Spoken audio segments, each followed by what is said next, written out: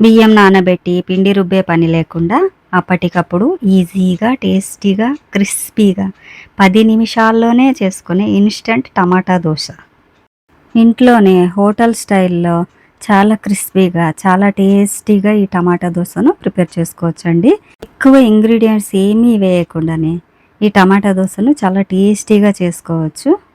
Time లేదు అన్నప్పుడు అప్పటికప్పుడే ఈజీగా ఈ దోసను ప్రిపేర్ చేసుకోవచ్చండి. ఈరోజు ఈ టమాటా దోసతో పాటు ఈ టమాటా దోస కాంబినేషన్‌గా ఒక కొబ్బరి చట్నీని నేనెలా ప్రిపేర్ చేస్తానో చూపిస్తానండి. కొన్ని చిన్న చిన్న టిప్స్‌తో ఈ కొబ్బరి చట్నీని మరింత రుచిగా చేసుకోవచ్చు. ఇంకెందుకు ఆలస్యం, ప్రిపేర్ చేసేద్దామా?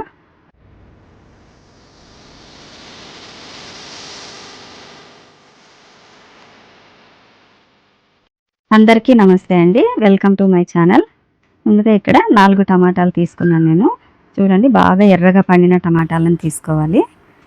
ఈ టమాటాలను పెద్ద పెద్ద ముక్కలుగా కట్ చేసుకొని ఇలా మిక్సీ గిన్నెలోకి వేసుకోవాలి. అందులోకే 4 వెల్లుల్లి రెబ్బలు, ఒక 4 చిన్న అల్లం ముక్కలు వేసి, ఒక 4 ఎండుమిర్చి అండి. ఇవి కేవలం కలర్ కోసం మాత్రమే వేసి గ్రైండ్ చేసుకోవాలి. ఇలా పేస్ట్ లాగా చేసుకున్న తర్వాత అందులోకి 1 కప్పు బియ్యం పిండి వేసుకోవాలి. ఈ బియ్యం పిండి షాప్‌లోదైనా వేసుకోవచ్చు, మనం మర పట్టించిందైనా వేసుకోవచ్చు. మనం కొలత పెట్టుకోవాలి. అలాగే 1 కప్పు బొంబాయి రవ్వ వేసుకోవాలి, 1 కప్పు గోధుమ పిండి. ఇలా వేసుకున్న తర్వాత ఈ మూడింటిని కొన్ని కొన్ని నీళ్లు పోసుకుంటూ ఫైన్‌గా గ్రైండ్ చేసుకోవాలి. అక్కడక్కడ లమ్స్ అనేటివి ఉంటే కూడా అవి లేకుండా చూడండి, ఇలా గిన్నెకు అలా పిండి పట్టేసి ఉంటుంది. అలా లేకుండా మరొకసారి కొన్ని నీళ్లు పోసుకొని గ్రైండ్ చేసుకుందాము. ఇలా ఫైన్ పేస్ట్ లాగా గ్రైండ్ చేసుకోవాలండి. ఇది దోస బ్యాటర్ ఇలా రావాలి. మరీ పల్చగా అయిపోతే దోసలు సరిగ్గా రావు. ఈ కన్సిస్టెన్సీ రావాలి. ఇప్పుడు ఈ పిండిని వేరొక గిన్నెలోకి ట్రాన్స్ఫర్ చేసుకుందాము. ఇందులోకి 1 టీ స్పూన్ అంత ఉప్పు వేసుకోవాలి. తర్వాత 1/2 టీ స్పూను వంట సోడా వేసుకోవాలి. వంట సోడా వేసుకున్న తర్వాత మొత్తం అంతా పిండి మొత్తం కలిసేలాగా బాగా కలుపుకోవాలి. ఈ పిండిని ఒక 10 నిమిషాలు నాననిద్దాము. నానకపోయినా పర్లేదండి, ఇలానే వేసుకోవచ్చు. మనం దీనికి చట్నీని ప్రిపేర్ చేసుకుందాము. అప్పటిదాకా ఈ పిండి కొద్దిగా నానుతుందన్నమాట. ఇలా కలుపుకున్న పిండిని మూత పెట్టేసి ఒక 10 నిమిషాలు పక్కన పెట్టేసుకుందాం. కొబ్బరి చట్నీ కోసం ఒక కొబ్బరికాయని తీసుకున్నాను. ఈ కొబ్బరికాయ నుండి మనము కొబ్బరిని వేరు చేయడానికి చాలా ఇబ్బందులు పడుతుంటాం కదా. అలా కాకుండా ఉండాలంటే ఈ కొబ్బరికాయ తెచ్చిన వెంటనే ఒక అరగంట పాటు డీప్ ఫ్రిడ్జ్లో పెడితే ఇలా చూడండి, ఇలా వచ్చేస్తుంది. మనం ఈజీగా దాన్ని రిమూవ్ చేసుకోవచ్చు. స్టవ్ మీద బాండి పెట్టుకొని 1 టీ స్పూన్ అంత ఆయిల్ వేసుకొని మనం తీసుకున్న కొబ్బరి ముక్కలు వేసి కలర్ మారకుండా అలా వేయించుకోవాలి. కొంచెము కలర్ మారకూడదండి, కేవలం పచ్చివాసన పోవడానికి మాత్రమే. అందులోకే నేను ఒక 2 టేబుల్ స్పూన్ల పుట్నాలు తీసుకోవాలండి. అదే పప్పులు అంటారు కదండి, అవి వేసుకున్నాను. అవి కూడా కొంచెం ఇలా వేయించుకొని తర్వాత 4-5 పచ్చిమిర్చి. ఈ కొబ్బరి చట్నీ మరీ ఎక్కువ కారం ఉండకూడదండి. ఇలా వేసుకున్నవి స్టవ్ లో ఫ్లేమ్లోనే పెట్టి చూడండి, రంగు అస్సలు మారదు, కేవలం పచ్చివాసన మాత్రమే పోవాలి. ఇప్పుడు ఇందులోకే కొంచెం చింతపండు, ఒక 1/2 టీ స్పూన్ అంతా జీలకర్ర వేసుకోవాలి. జీలకర్ర ఫ్లేవర్ బాగుంటుంది. ఇందులో కొత్తిమీర, కొంచెం ఉప్పు, ఒక 3 జీడిపప్పు పలుకులు వేసుకోవాలి. కొబ్బరి చట్నీకి చాలా టేస్ట్ వస్తుందండి ఇవి. వీటన్నిటిని మెత్తగా గ్రైండ్ చేసుకోవాలి. ఇప్పుడు చట్నీకి పోపు పెట్టుకుందాము. కడాయిలోకి 1 టీ స్పూన్ అంత ఆయిల్ వేసి ఆవాలు, జీలకర్ర, మినప్పప్పు, శనగపప్పు వేసుకొని వేయించుకోవాలి. కొంచెం ఎర్రగా వేగాలి. అందులోకి పచ్చి కరివేపాకు వేసుకోవాలి.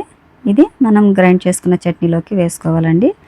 కొబ్బరి చట్నీకి 2-3 జీడిపప్పు పలుకులు వేస్తే చట్నీ మరింత టేస్టీగా ఉంటుందండి.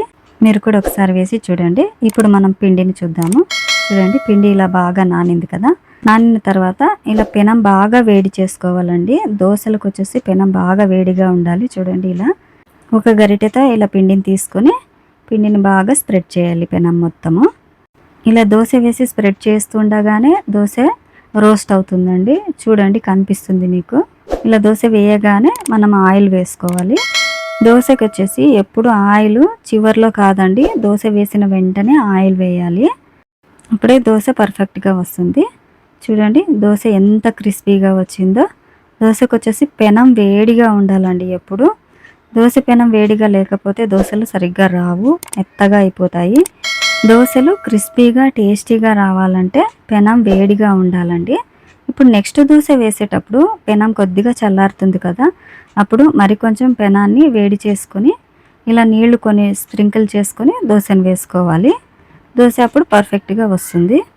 చూడండి, దోశలు ఎన్ని దోశలైనా ఈజీగా వేసుకోవచ్చు క్రిస్పీగా. ఈ ఇన్స్టంట్ టమాటా దోశలు హోటల్ స్టైల్లో వస్తాయండి. చాలా బాగుంటాయి, చాలా టేస్టీగాను క్రిస్పీగా ఉంటాయి. ఎన్నైనా ఈజీగా చేసుకోవచ్చండి ఇంట్లోనే. మీరు చూడండి దోశ ఎంత క్రిస్పీగా వచ్చిందో. 10 నిమిషాల్లోనే ఈ దోశను ప్రిపేర్ చేసుకోవచ్చు. మీరు కూడా ట్రై చేసి ఎలా వచ్చాయో కమెంట్ సెక్షన్లో చెప్పడం మర్చిపోకండి. ఛానల్ని సబ్స్క్రైబ్ చేసుకోండి, ప్లీజ్ సపోర్ట్ ఇవ్వండి. వీడియో నచ్చితే లైక్ చేయండి. లైక్ చేస్తే మీలాంటి మరికొంతమందికి వీడియో షేర్ అవుతుంది. అలాగే మీ ఫ్రెండ్స్ అండ్ ఫ్యామిలీకి షేర్ చేయండి. మీకు ఏమైనా రెసిపీస్ కావాలంటే కామెంట్ సెక్షన్లో చెప్పండి, నేను వీడియో ఛానల్లో పోస్ట్ చేస్తాను. Thanks for watching.